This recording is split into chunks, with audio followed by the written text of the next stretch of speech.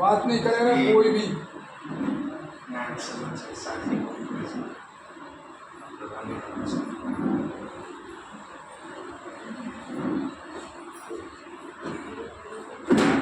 समुच्चय का सार है।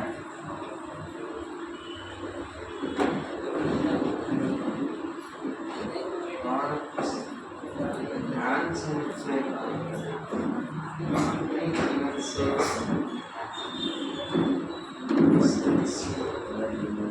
समझने का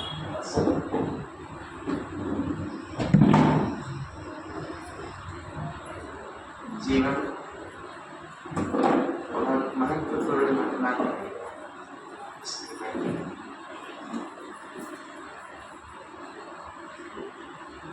इस जीव में अज्ञानता के कारण अनंत अनंत जन्म धारण किए हैं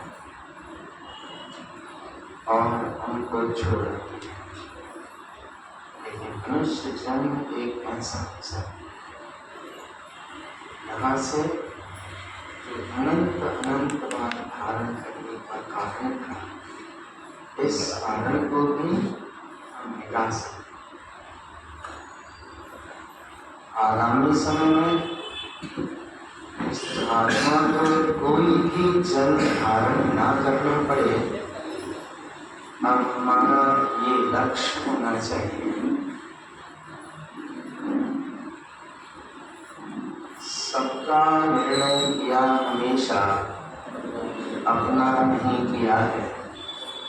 बिन निर्णय के पगले तेरा कदा न कहीं जिया है। अपना निर्णय आज तू कर ले, कहाँ तुझे है जाना। चारों गति संसार में डुलना या मुक्ति को पाना। जीव के संसार में और परमार्थ में रहने के केवल दो ही ठिकाने हैं। जीव केवल दो ही स्थानों पर रह सकता है और रहता है। जीव के रहने के दो ठिकाने हैं। परमानेंट स्थान दो ही हैं, एक संसार और दूसरा मोक्ष। दो के अलावा जीव किसी तीसरे स्थान में नहीं रहता। संसार में रहेगा तो संसार में जिन जिन स्थानों में रहता है, एक है स्थान संसार। इस एक संसार में 24 पार्ट हैं।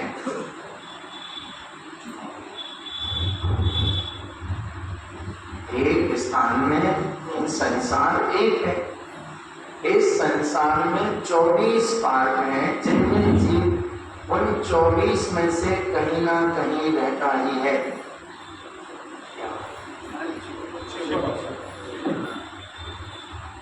वो 24 जो हैं वे जीव के साथ नियम से होते हैं। एक जीव के साथ 24 होते हैं। इन 24 को 24 ठाणा कहा गया है। क्या कहा गया है? 24 ठाणा मीन्स 24 स्थान। ठाणा माने स्थान, स्थान। एक जीव 24 स्थानों में रहता है, इतने का नाम है संसार। और शुद्ध आत्माएं 24 स्थान से परे हो जाती हैं, वे कहलाती हैं मुक्त आत्माएं, जिसे आप अपनी भाषा मोक्ष कहते हैं, सिद्ध कहते हैं। वे 24 स्थान से बाहर होती हैं। तो अब अपने को तय करना है कि इन 24 स्थानों रूप संसार में ही बने रहना है या इससे मुक्त होकर उस अविनाशी पद को पाना है जहां से लौट कर जीव वापस नहीं आता। कहाँ रहना है? दो ही ठिकाने हैं, संसार और मोक्ष। कहाँ रहना है? मोक्ष में रहना है। सब सामान लेकर चलेंगे?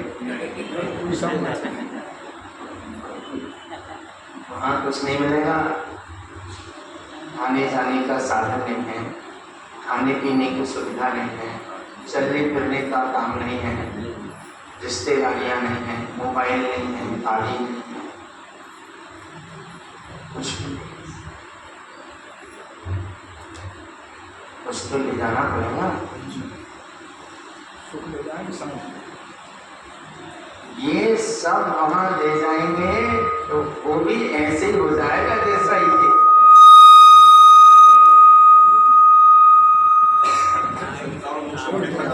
एक खत्म हो जाएगा।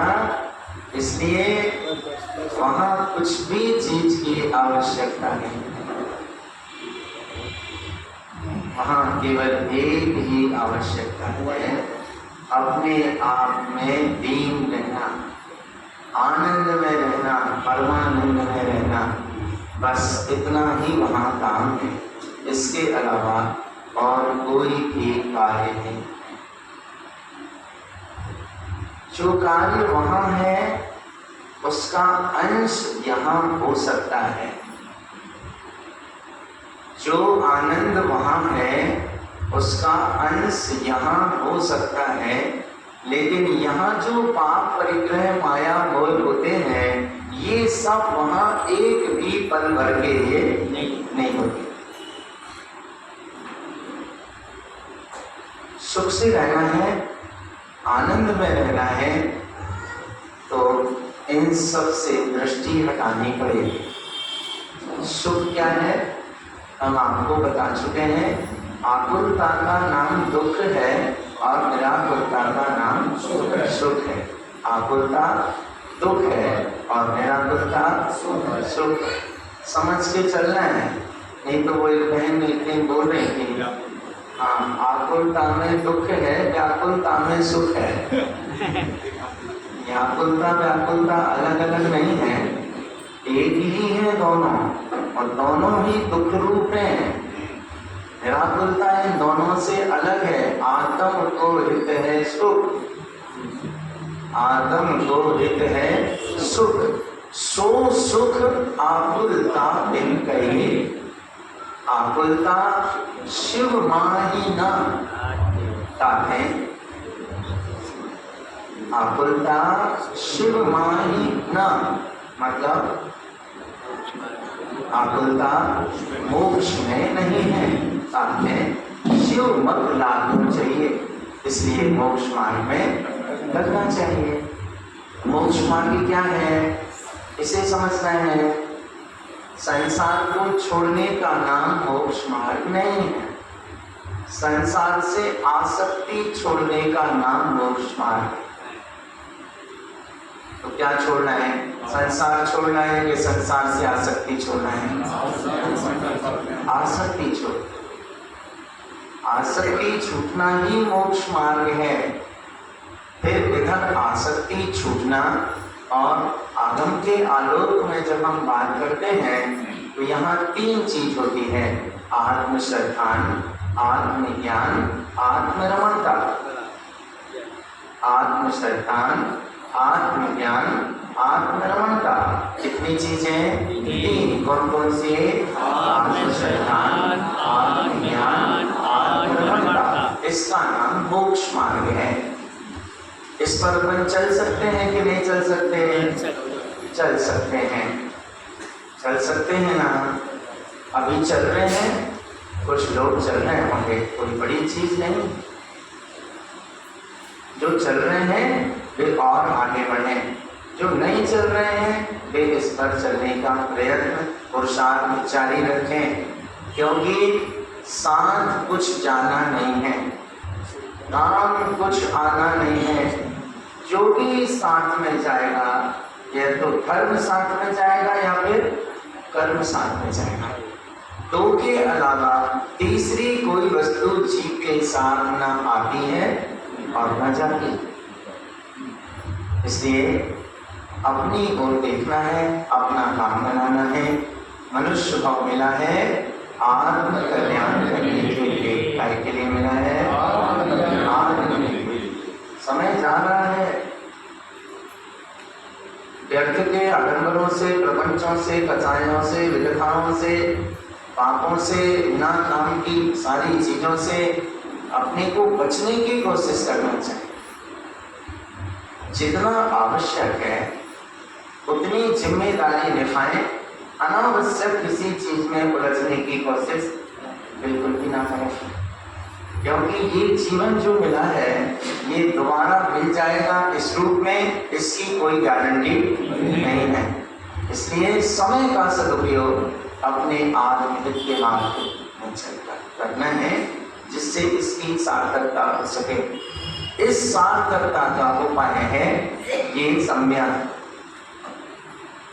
इसकी सार्थकता का उपाय है सम्यक। पढ़ेंगे गाथा सूत्र का स्मरण करेंगे, आराधन करेंगे और फिर आगे की बात प्रारंभ करेंगे। चलिए 26वां श्लोक पढ़ेंगे। तम सम्मतम मुक्तम शुद्धम तेरिसं केन रूपम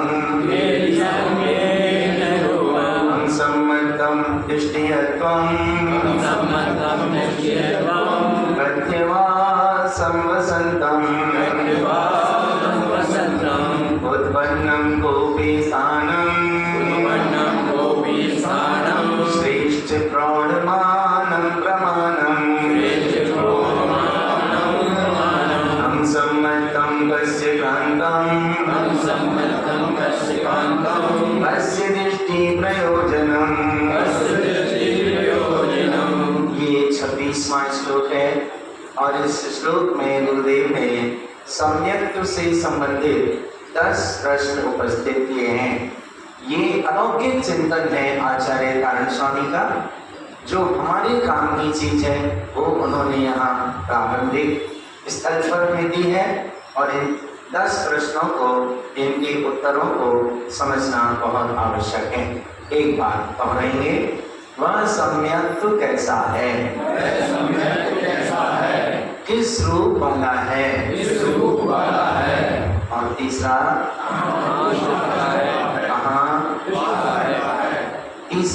कहाँ दृष्टता है, चौथा कहाँ वास करता है, पांचवा कहाँ होता है, छठवां श्रेष्ठ कैसे है, सातवां महत्वपूर्ण कैसे है, आठवां प्रमाण कैसे है, नौवां स्वीकरण है और 10वां किसकी दृष्टि का प्रयोजन।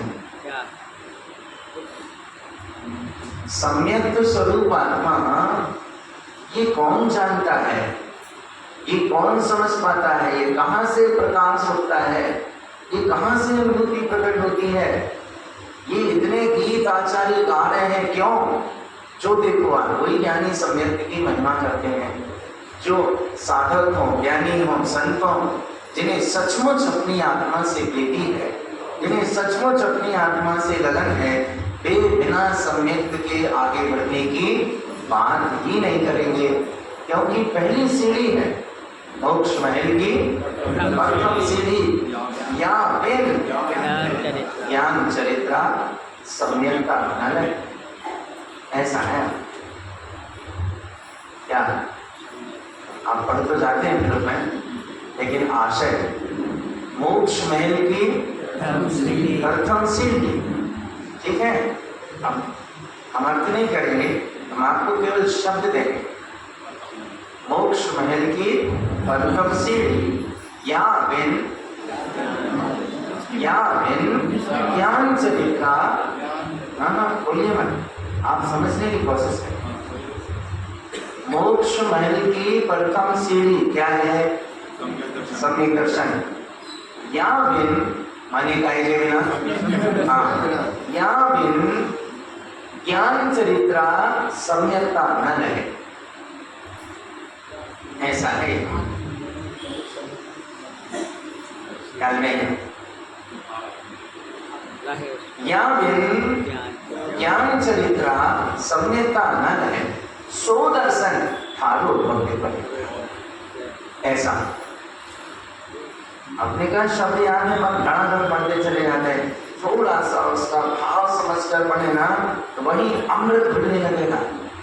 उन शब्दों में ही भाव छिपे हैं, उन शब्दों के भाव को समझने का, ग्रहण करने का प्रयत्न करना है। या बिन ज्ञान चरित्रा सम्यक्ता न लहे, मतलब इसके बिना ज्ञान और चारित्र सम्यक बना प्राप्त नहीं करते। सो दर्शन आरोप विपवित्रा, इसलिए हे भव्य ऐसे सम्यक दर्शन को धारण करो जिसके धारण करने से ज्ञान और चारित्र पवित्र होते हैं।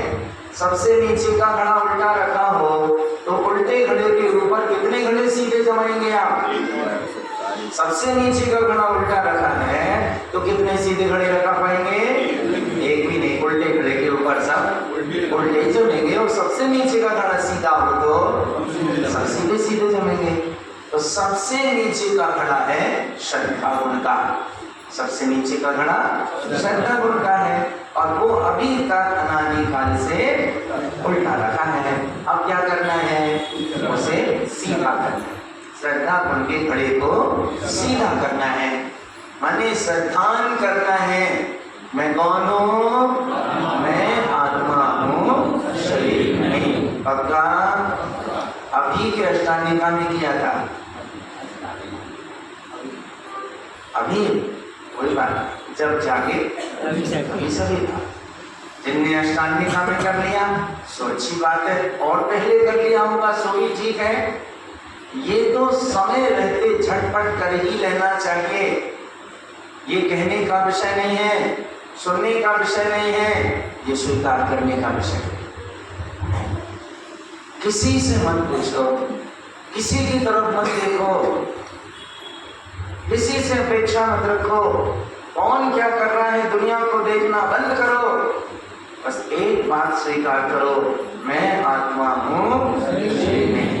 अपना कल्याण करना है कि दुनिया को देखना है? अपना कल्याण। संसार से फिर क्या लेना है? नाना जीवम नाना गमम। सूत्र ख्याल रखिए कि दुनिया में नाना जीव हैं और नाना प्रकार के उनके कर्म हैं और नाना प्रकार के कर्मों की वजह से उनका सबका परिणाम चल रहा है। आप किसको दोषी ठहराएं? आप किसकी ओर देखेंगे? हम किसकी ओर देखेंगे? ये सारा परिणाम कर्माधीन है। बस ये ध्यान रखिए कि चलती हुई जिंदगी की इस यात्रा में कोई गलत कदम ना उठाए, कोई अनुचित कदम ना उठाए, ऐसा कोई कदम ना उठाए जिससे अपनी आत्मा के पतन का मार्ग बने, अपनी आत्मा के अहित का मार्ग बने। बस इतनी सावधानी रखकर चलते चलना है। इस बुद्धिमानी का नाम ही पुरुषार्थ है, इस समझ का नाम ही विवेक है। और जीवन में विवेक सर्वोपरि है। जिंदगी में सबसे अधिक महत्वपूर्ण चीज है तो वो है विवेक। विवेक है तो सारी बात है। गलतियां होती हैं, आदमी से ही होती हैं, जीव से ही होती हैं, लेकिन गलती हो समझ आनी चाहिए और झटपट उसका सुधार होना चाहिए। गलती पर फिर गलती नहीं होना चाहिए। ये समझ की चीज है और ये सावधानी की बात। अपने व्यवहारिक जीवन को अपन अच्छा बनाएं, धर्म के साथ जोड़कर पवित्र बनाएं और सम्यक दर्शन को अंतरंग में धारण करें, प्रकट करें, स्वीकार करें। कोई नहीं पूछेगा, किसी को बताने की जरूरत नहीं है। बस हमारा सूत्र ख्याल रखिए, मटकी में गुड़ फोड़ के खाना है। किसी को मत बताना। कोई देखने की कोशिश करे तो मटकी का मुंह और थोड़ा सा नीचे कर, बिल्कुल बताने की जरूरत नहीं है। अपना काम अपने में बनाना है। क्या करना है? अपना काम अपने में बनाना है। पर की कोई अपेक्षा नहीं, पर से कोई अपेक्षा नहीं। दोनों बातें, पर की अपेक्षा नहीं रखना और पर से अपेक्षा नहीं रखना। केवल अपना काम बनाना है। ये जिंदगी दूसरों के लिए मिली है कि अपने लिए मिली है? अपने लिए। समय रहते जाग जाने में मजा है, समय रहते समझ जाने में सुख है, समय रहते अपना काम बनाने का विवेक है। तो ये सम्यक स्वीकार करने की चीज है। कैसा है? पहला प्रश्न क्या है? सम्यक कैसा है? कैसा है? 27वीं गाथा में पहली पंक्ति में गुरुदेव ने इसका उत्तर दिया है। एक बार छंद पढ़ेंगे, इतना नियम है जिसे पूरा करना है, फिर अपन आगे की बात करेंगे। तम सम्मतम शुद्ध बुद्धम युवन गर्भम अब्बपरमब्बतुल्यम अब्बामानंतम गुरुलघु स्वयं सहजनंद स्वरूपम रूपातीतम व्यक्तिरूपम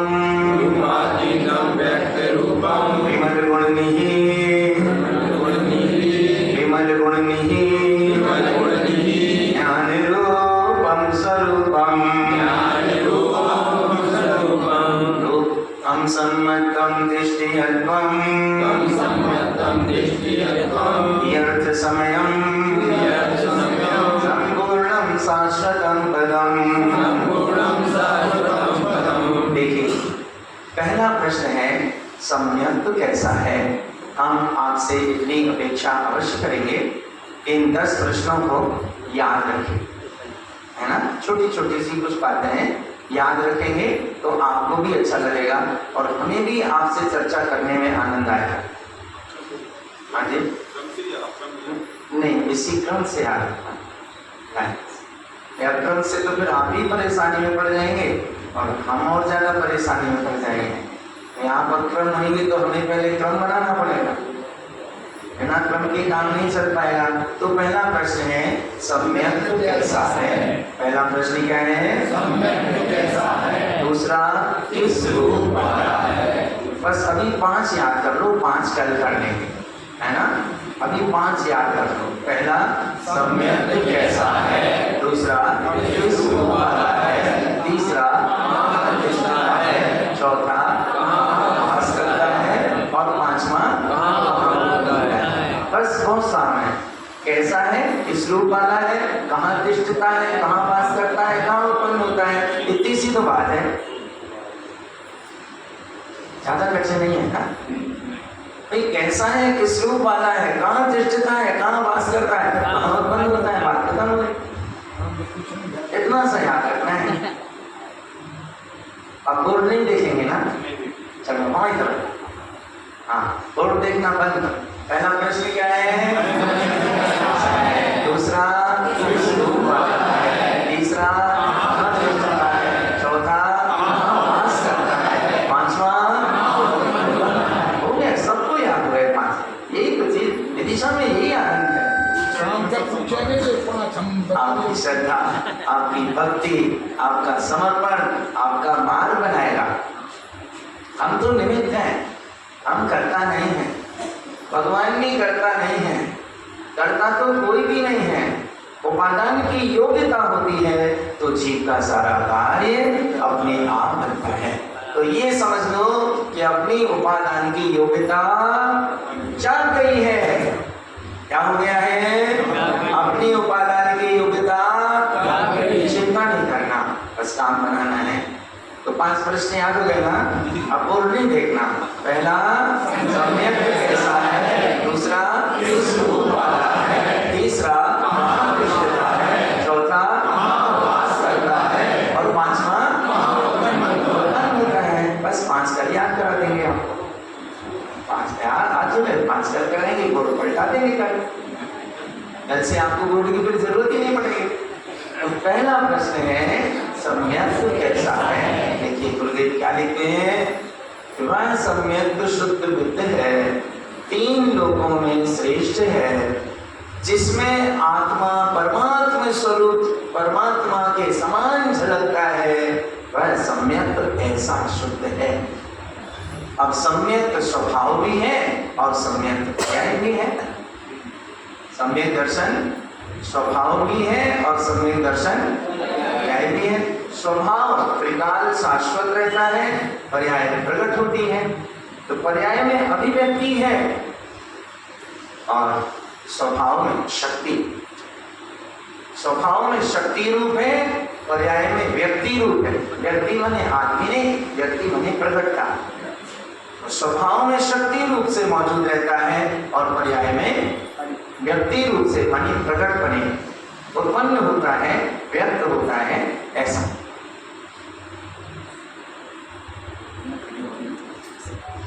और दूसरा प्रश्न है हमारा, किस रूप वाला है?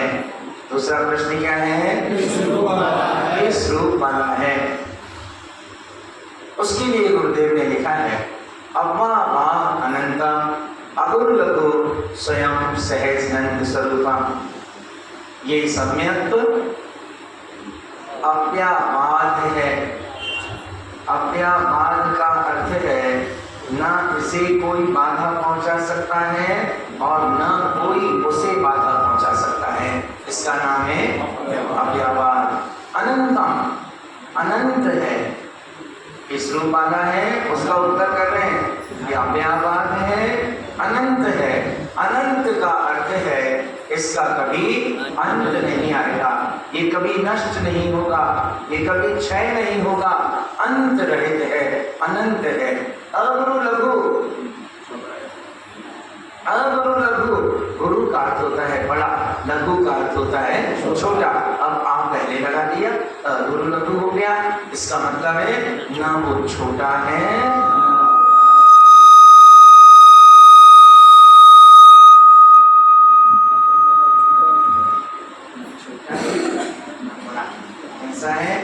जैसा है वैसा है और जितना है उतना है।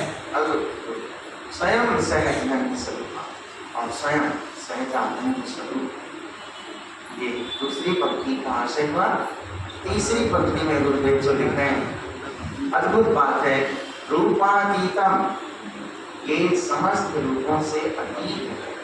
ये किसी भी रूप में नहीं बैठता, इसका कोई रूप नहीं है।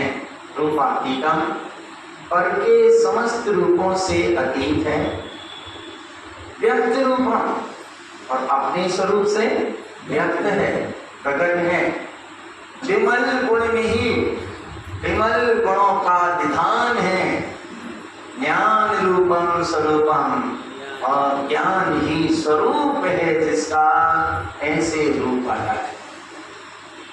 पूरी दोनों गाथाओं का समवेत अर्थ इस प्रकार है, अव्याबाध अर्थात बाधा रहित है, अंत रहित अर्थात अनंत है, न छोटा है न बड़ा है, स्वयं सहजानंद स्वरूप है, पर के समस्त रूपों से अतीत, अपने स्वरूप से व्यक्त, विमल गुणों का भंडार, ज्ञान ही स्वरूप है जिसका, ऐसे रूप वाला है। अब इतना आपको याद नहीं रहेगा, पर इतना याद रखिए कि ज्ञान स्वरूप ही है। इसका संक्षिप्त उत्तर क्या है? ज्ञान स्वरूप ही है। ज्ञान ही स्वरूप है जिसका, ऐसे रूप वाला है।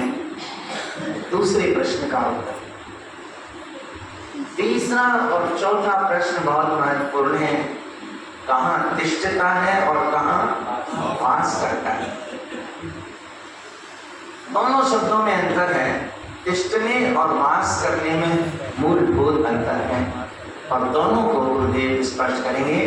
तो आज हम तिष्ठने का अर्थ समझेंगे और समय की अनुकूलता रही तो वास करने के अर्थ पर भी विचार करेंगे।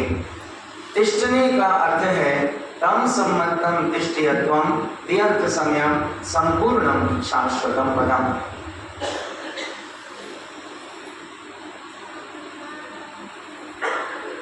कहाँ तिष्ठता है? समयम, आत्मा के तीर्थमयी संपूर्ण शाश्वत पद में वह सम्यक प्रतिष्ठिता है। और कहाँ वास करता है? तम सम्मतम शांत दांतम बसंती ध्वनि उड्डगामी सहाओ। अब देखना, दो चीजों में अंतर समझना है, तिष्ठता है और वास करता है। वह सम्यक तो शांत है, दांत है, और इस लोक में, संसार में जीव के ऊर्ध्वगामी स्वभाव में वास करता है। आत्मा के तीर्थ से परिपूर्ण शाश्वत पद में तिष्ठता है, और लोक में जीव के ऊर्ध्वगामी स्वभाव में वास करता है। अब तिष्ठने में और वास करने में अंतर क्या है?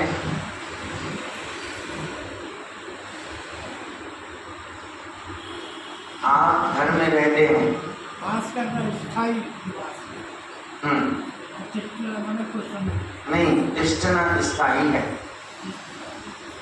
आप घर में रहते हैं तो घर आपका निवास है, घर आपका, यहाँ आप तिष्ठे हैं, यहाँ आप स्थायी हैं। और मान लो 4 दिन के लिए कहीं गए हैं तो वो निवास नहीं है, वो प्रवास है। या कहाँ गए हैं नेताजी? प्रवास पर, कहीं बाहर है। कहाँ है पिताजी? प्रवास पर है। प्रवास माने थोड़े दिन की मेहमानी का समय, थोड़े दिन रुकने का समय। और निवास माने स्थायी, निवास, आवास, ये स्थायी होता है और प्रवास क्षणिक होता है। तो आवास और निवास की तरह तिष्ठना स्थायी है, स्थिरता से रहने का ठिकाना है, और वास करना ये पर्याय है। तिष्ठना स्वभाव में है और वास करना पर्याय में है, ये अंतर है। पर्याय एक समय की है, स्वभाव त्रिकाली है, शाश्वत है। तो शाश्वत स्वभाव में तिष्ठता है और पर्याय में वास करता है। जब पर्याय में प्रकट होता है, वास करता है, तो शांत दानतम, ये शांत स्वरूप अनुभव कराता है, शांति में रखता है, सुखी रखता है। दानतम इंद्रियों का दमन करने वाला है, और ऊर्ध्वगामी स्वभाव आत्मा के ऊर्ध्वगामी स्वभाव में वास करता है। ये अंतर है तिष्ठने में और वास करने। वास और निवास पर्यायवाची है। नहीं, यहाँ इन चीजों से संबंध नहीं बैठेगा। गुरुदेव ने वास करने को पर्याय में कहा है, ये निवास नहीं है, प्रवास है। निवास आवास दोनों तिष्ठने के अर्थ में जाएंगे, वहां स्थायी है। तो जो क्षणिक पर्याय है, इस पर्याय में मिथ्यात्व भी रहता है और सम्यक भी रहता है, क्योंकि मिथ्यात्व की अवधि एक समय की और सम्यक की अवधि भी एक समय। मिथ्यात्व की उम्र कितनी है? एक समय। और सम्यक की उम्र कितनी है? एक समय की। लेकिन भारी कौन है? दोनों में भारी कौन है? सम्यक कैसे भारी हो? अरे वो एक समय का मिथ्यात्व इतना भारी है कि अनादि काल से आज तक चक्कर में डाले हैं, छूटे कहाँ दे रहा है। हम तो परीक्षा दे रहे हैं कि ऐसा कहने में आपको कहीं मिथ्यात्व की महिमा तो नहीं आ जाएगी कि सच मिथ्यात्व बहुत भारी है, अनादि काल से उसी का तो सारा प्रपंच चल रहा है ना। मिथ्यात्व भारी नहीं है, भारी तो सम्यक है। ऐसा भारी है कि एक समय का सम्यक दर्शन अनादि काल के मिथ्यात्व को एक समय में खत्म करता है, एक समय में खत्म करता है। भारी कौन है? क्या स्वीकारना है? मैं आत्मा हूँ, तिष्ठा हुआ है, मेरे स्वभाव में वास कर निवास कर रहा है, मैं उसी मैं हूँ। लेकिन जब वो पर्याय में मिलेगा, इसका शुद्ध अलग सम्यक दर्शन अपने आप में ऐसा एक क्रांतिकारी गुण है, एक ऐसी क्रांतिकारी पर्याय है जिसके प्रकट होने पर जीव के अंतरंग से सारा कष्ट एक समय में खत्म होता है, एक समय में मिलता है। देखना है सम्यक दर्शन क्या है? मान्यता का बदल जाना।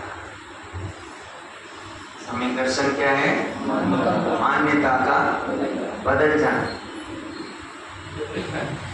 मैं कौन हूँ इसका पता लग जाना, इसका नाम सम्यक दर्शन। नाम में, शरीर में, पर्याय में, संयोगों में, इनमें मैं पने की मान्यता या जो भी मिथ्या मान्यताएं हैं, ये सब कर करके तो हमने अनादि काल गंवाया। अब यथार्थ को स्वीकार करना है। तेल छूटती है, आत्मा तो वही रहे। शरीर छूटता है, आत्मा वही रहे। आत्मा का अविनाशी स्वरूप है। शरीर पुराना छूट जाएगा, नया मिल जाएगा, फिर वो पुराना होगा, वो छूट जाएगा, फिर नया मिल जाएगा। लेकिन आत्मा नई पुरानी कभी नहीं होती। आत्मा तो अनादि काल से जैसी थी वैसी आज है और आगे भी वैसी है। तो जिसका स्वरूप कभी परिवर्तित नहीं होता, जिसका स्वभाव कभी नहीं बदलता, वो चैतन्य स्वरूप आत्मा मैं हूँ। कौन है? मैं हूँ। इस आत्मा को स्वीकारना है। देखना, जब अपन छोटे थे, बिल्कुल जरा से शिशु, लोग अपनी अंगुली पकड़ते थे, अपना गाल छूते थे, अपने को प्यार देते थे, दुलारते थे, तो उन्हें अलग ही सुखानुभव होता होगा। धीरे धीरे करके अपन बड़े होने लगे, बच्चे हुए, फिर किशोर हुए, फिर युवा हुए। अब कोई फ्रॉड हो रहा है और कोई वृद्धावस्था की तरफ जा रहा है। अब देखना अपने शरीर की स्थिति क्या है, दिन पर दिन क्या होती जा रही है। तो जैसे शरीर प्रति समय परिवर्तित होता जा रहा है, क्या ऐसे आत्मा भी परिवर्तित होती जा रही है? आत्मा तो जैसी की तैसी है। तो वो अपरिवर्तनीय तत्व, वो अविनाशी तत्व मैं हूँ। बाकी ये शरीर तो नाशवान है। इन दोनों के बीच श्रद्धान करना, ये ज्ञान करना, ये सम्यक दर्शन की प्राप्ति का मूल आधार है और ये बहुत आवश्यक है। गुरुदेव ने यहाँ जो गाथाएं दी हैं, इन गाथाओं का सार हम आपको एक छोटी सी रचना में भेंट करना चाहेंगे। ध्यान से सुनिए और मिलकर एक साथ दोहराएं। मन सम्यक दर्शन करे आज, मन सम्यक दर्शन करे आज, मन सम्यक दर्शन करे आज, मन सम्यक दर्शन करे आज। बिन दर्शन बिगड़त सगरे काज, बिन दर्शन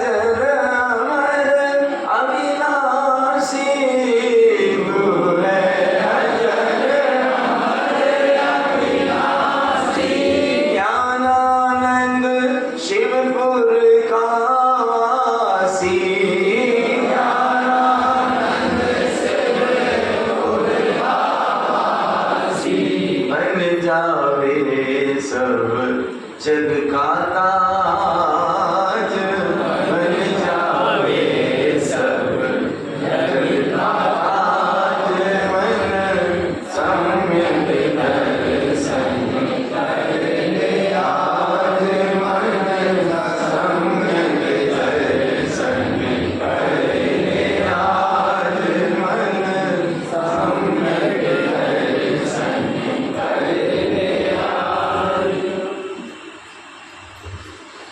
ओम शांति। आज कल का नियम, पहले जाप कर रहे हैं ना, आज जाप कितने करेगी?